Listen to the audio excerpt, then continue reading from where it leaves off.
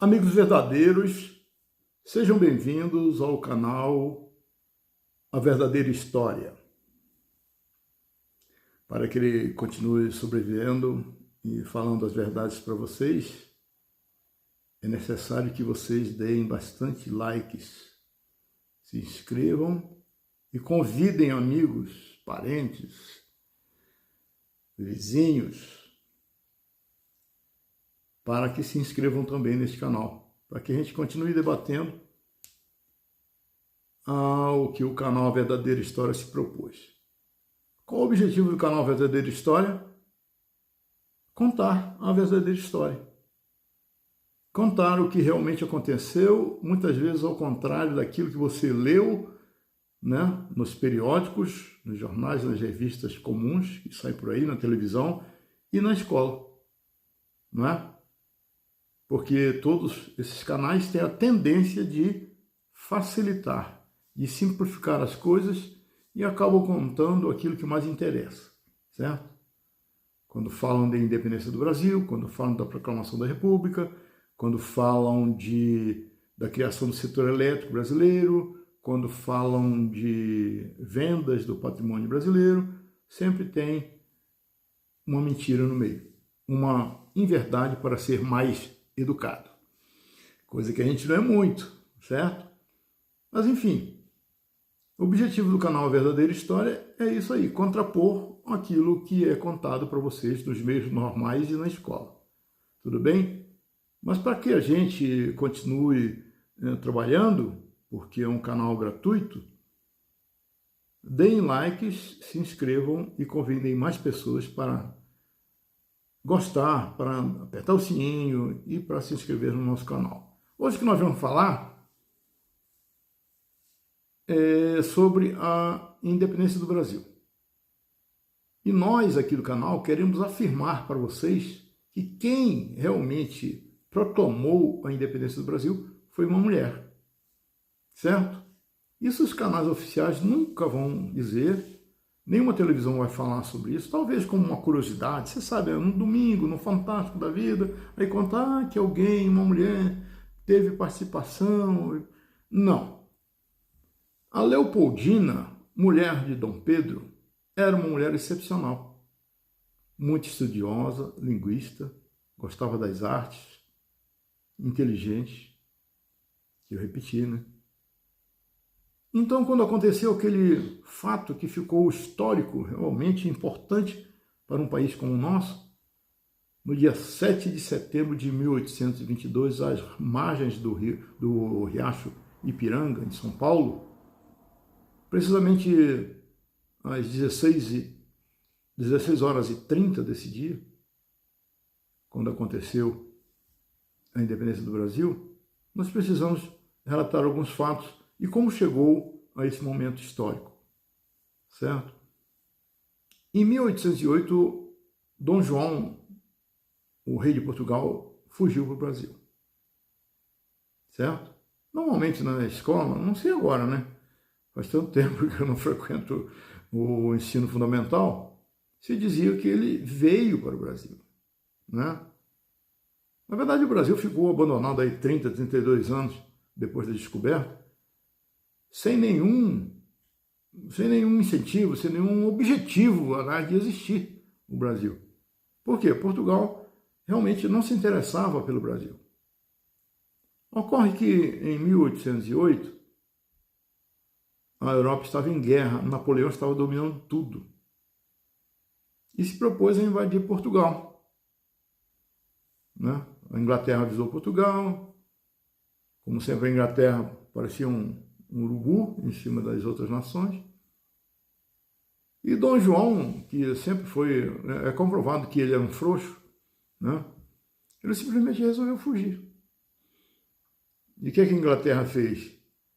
Naturalmente, ela tinha um interesse nisso aí. Ela colocou navios à disposição de Dom João para proteger a esquadra, digamos assim, que estava fugindo de Portugal,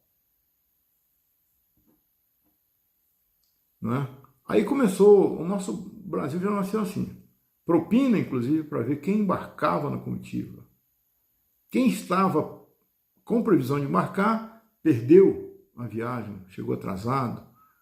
Enfim, aconteceu algum problema que não foi. E outros aproveitaram aquele burburinho, aquela correria lá, para oferecer propina para alguém e embarcar. Por isso foram deixados os ouros das igrejas, a biblioteca, a maior biblioteca de Portugal foi deixada para trás, e o povo foi deixado para trás, que ficou atônito vendo aquela correria de carruagens em direção ao porto e não entendia por quê.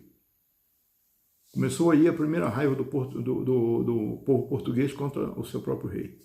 Abandonou o povo. E é sabido que se o rei tivesse ficado para trás, se tivesse esperado, o exército de Napoleão chegou em Lisboa faminto, com sede, todo rasgado e machucado, de tanto atravessar montanhas e cordilheiras, etc, etc. Chegou lá, era um farrapo de exército que, se o rei tivesse ficado, bastava armar uma resistência ali que teria vencido o exército, chamado Exército de Napoleão, né?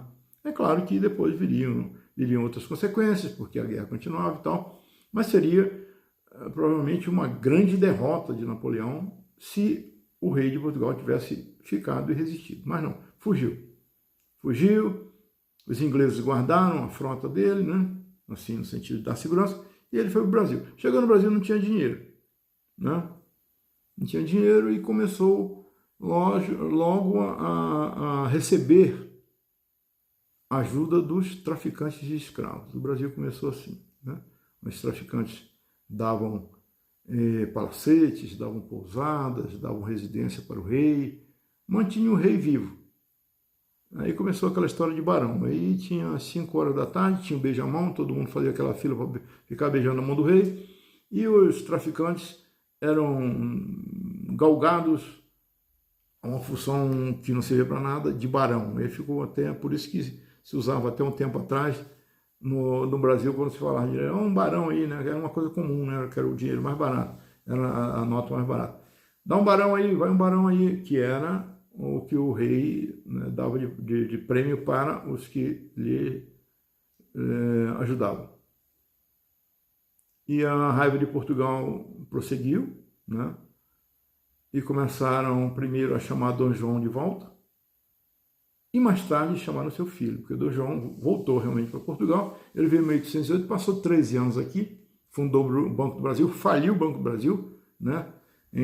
Tanto que em 1827, 29, o Banco do Brasil foi à falência. Acabou o Banco do Brasil. O Banco do Brasil foi criado, foi inaugurado 2 vezes, né? Uma por Dom João VI, que era para tentar arrecadar fundos para manter a corte, que era extremamente perdulária, que ele mesmo falava isso, né? Extremamente preguiçosa, vivia às custas do império, digamos, do reinado do rei, né? E não produzia nada, enfim. E quando ele foi embora, depois de 13 anos, ele raspou o fundo dos cofres do Banco do Brasil e deixou o filho aqui como o príncipe regente, sem dinheiro nenhum. E vai daí que Dom Pedro tinha que se virar. Ele não é chamado Dom Pedro I ainda, né? Ele tinha que se virar com nada, né? Tanto que ele chegou até a falsificar moedas, né, para aumentar o valor, não intrínseco, mas o valor simbólico da moeda, cunhando moedas com cobre em vez de prata, como era que era o peso espanhol. Na época, o peso espanhol, que era o lastro, que era a moeda, digamos, que servia de base para todas as outras moedas das nações, né? E era prata, e ele simplesmente mandou cobre na raça, mandou cobre no povo, né? Enfim, e vai daí que ele, fazendo uma visita a Santos, que segundo a ortografia, a biografia oficial diz que ele foi lá fiscalizar as 6 fortalezas que o Império tinha em Santos, foi fiscalizar, por causa do iminente confronto com Portugal, porque a coisa estava feia. Dom João VI, quando voltou para Portugal, ele voltou como rei, mas não mandava mais nada. Eles tinham criado lá um grupo, né, que na verdade estava mandando lá, e o rei era mais um prisioneiro do que rei. E na verdade Dom João VI, ou melhor, Dom Pedro, tinha ido lá visitar a Domitila, né, que era a amante dele, e depois ele colocou ela como marquesa. Era uma amante que ele tinha em Santos, mas a história diz que ele foi visitar foi visitar, não, foi fiscalizar os 6 fortes que o Império tinha lá em Santos. E na volta, no meio do caminho, não era fácil, nem para rei, né? Nem para o imperador, para o príncipe regente, não era fácil. Ele pegou uma disenteria, né? Uma conhecida diarreia, e veio o caminho inteiro, subindo a serra, né? Lá de Santos, para São Paulo, que depois de São Paulo que ele vinha chegar no Rio. Ele vinha parando para ir no mato. Né? E ele não estava naquele cavalo branco lá, que parece que foi Pedro Mérico que pintou, né? Na verdade era uma besta bem mansa, bem larga, que era para ele andar mais firmemente nela. Então ele vinha nela, mas tudo bem, vinha tudo tranquilo, era uma continha muito pequena. E ele estava nessa obra, né, atrás dos matos, às margens do rio Ipiranga, depois das 4 da tarde. Ele estava lá fazendo as suas necessidades, quando chegaram notícias do rio, notícias urgentes, né? Ele, inclusive, tinha mandado já o irmão do Domitila de volta para o Rio de Janeiro para ficar atento para qualquer notícia que houvesse, que eram momentos tensos, e ele estava esperando que acontecesse alguma coisa. Ele mandou esse cara de volta para lá. Ele veio e depois chegaram 2 ainda que receberam um recado de José Bonifácio. Disse assim: se você não arrebentar 12 cavalos, você nunca mais será correr. Vê o que faz. Foi essa notícia, foi essa ordem que José Bonifácio deu para um dos 12 que vieram levar correspondências, encontrar Dom Pedro e dar essas correspondências. Vieram 3 correspondências. Uma do próprio ministro, que era grande amigo, José Bonifácio, era grande amigo de Dom Pedro. Outro do Henry, era cônsul americano não, cônsul britânico no Rio de Janeiro, era o Henry Chamberlain, e a terceira carta era simplesmente da Leopoldina, dessa mulher que foi realmente extraordinária na ocasião da independência do Brasil. Na verdade, em todo o Império, né? Mas nessa ocasião ela foi extremamente extraordinária. A carta do Henry Chamberlain dizia ao príncipe regente que a Inglaterra observava com atenção a movimentação lá na Europa e que Portugal, os portugueses estavam tramando realmente para isolar Dom Pedro da regência do Brasil, por sua rebeldia. Ele tinha já descumprido algumas ordens dadas pelas cortes, né, pelos caras que se reuniram lá e começaram a mandar em Portugal, a despeito de ter um rei, mas que ele não estava nem ligando, né? Não ligava para o rei. Né? Quer dizer, ele contou tudo para o príncipe regente, como estava na Europa, observado pela Inglaterra, esse cônsul britânico no Rio de Janeiro. A segunda carta era de José Bonifácio, que dizia: olha, Pedro, o negócio está assim, está assado, eles vão mandar 7.500 soldados de Portugal para cá, somados aos 600 que já havia na Bahia, já tinham chegado na Bahia. Então, para aquela época, era muito soldado, certo? Era muito soldado para um país igual ao nosso naquela época, que não tinha dinheiro nem para comprar nada, né? Mas tinha gente que estava à disposição, que estava querendo a separação. José Bonifácio deu as 2 opções: ou você faz, aí separa o Brasil, se torna o seu primeiro rei, o seu primeiro imperador, ou você volta para Portugal praticamente como prisioneiro, sem título nenhum, sem nada, certo? Você que sabe. Mas sim, né, deixou à disposição do príncipe regente para resolver. A terceira carta, que era da Leopoldina, ela disse primeiro, para ele ter cautela, para o príncipe ter cautela e prestar bem atenção nas recomendações que José Bonifácio dava. Ou seja, já chamava a atenção do marido. Mas lá no fim, ela diz: Senhor, o domo está maduro. Colhe-o. Ou seja, ela era enfática. Ela disse: olha, a coisa está madura, está tudo feito, faz. Ela disse: faz. Então, na verdade, quem fez o rei, o príncipe regente, ficar zangadinho, nervosinho e tal, e fazer, proclamar a independência, foi Leopoldina. Por isso que eu digo para vocês, quem proclamou a independência do Brasil, quem fez a proclamação da independência do Brasil foi uma mulher chamada Leopoldina. E o rei fez. Ali do jeito que veio, levantando as calças na tarde do mato, leu aquilo, ficou zangadinho, jogou o papel no chão, pisou em cima. Aí veio um padre que estava acompanhando ele, não é pouca gente, algum lá que pegou e guardou aquilo e virou documento. A carta do Leopoldina estava lá, naquilo que o príncipe pisoteou. Aí depois ele disse para o pessoal lá, já, o negócio é o seguinte, não tem jeito e tal. Aí ele andou mais uns 600 metros, que ele tinha mandado uma parte do cotejo dele seguir lá e ficar numa pousada lá esperando ele.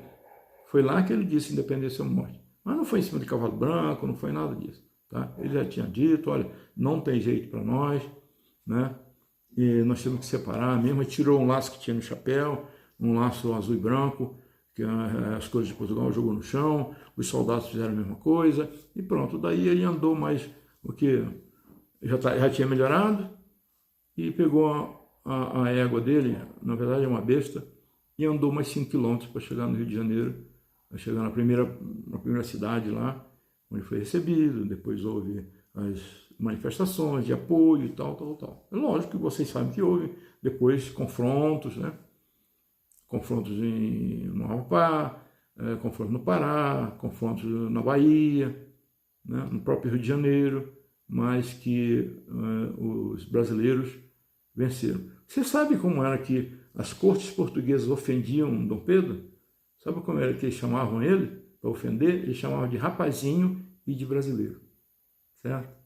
Então lembrem, a nossa Leopoldina foi a mulher que disse, marido, a coisa está aí, está feita, está madura, colhe. Porque domo quer dizer fruta, é um pseudo-fruto, certo? Ela disse, o domo está maduro, colhe-o. Você quer alguma manifestação mais incisiva, mais enfática? Praticamente uma ordem que ela deu para o marido? O domo está maduro, colhe-o. Aí veio a independência do Brasil. Podemos afirmar, então, que quem realmente proclamou a independência do Brasil foi Leopoldina. E sabe como isso aconteceu? Quando ele viajou para Santos, ele deixou José Bonifácio, que era um grande amigo, era o ministro dele, no reino, e a Leopoldina, mas ela que ficou tomando conta do lugar de Dom Pedro, participando de reuniões de ministros e dando as decisões. Lá em Santos, o príncipe regente não estava sabendo de nada, quem estava fazendo tudo era a Leopoldina. Tudo que chegava direto, né? Quando chegou um navio, né, trazendo as más notícias, ela que recebeu, ela que leu, ela que interpretou e ela que decidiu. Na verdade, José Bonifácio estava com conselheiro. Tá? Conselheiro, ele não tomou atitude nenhuma. Ele descreveu a situação e disse como estavam as coisas, que o rei voltaria, que o príncipe voltaria praticamente como escravo ou tomaria a decisão de ser imperador ou rei do Brasil, uma nova nação. Mas quem disse faz, quem deu a palavra final, foi a Leopoldina, meus amigos verdadeiros. Espero que tenham gostado, que deem likes, que se inscrevam e que voltem sempre ao nosso canal com novos amigos, com novos inscritos para nós. A gente espera vocês no próximo vídeo, provavelmente às quartas-feiras, porque nós passamos aí muito tempo esperando que acabasse o governo passado. Essa é a verdade. Nós esperamos acabar porque era só notícia ruim para dar e eu não queria ficar dando notícia ruim para vocês, certo? Então nós estamos voltando, provavelmente vai ser às quartas-feiras, às 19h15, como era antes. Nós contamos com a presença de vocês porque vocês foram bem-vindos hoje e serão sempre, principalmente no vídeo que vem. Aguardamos vocês lá.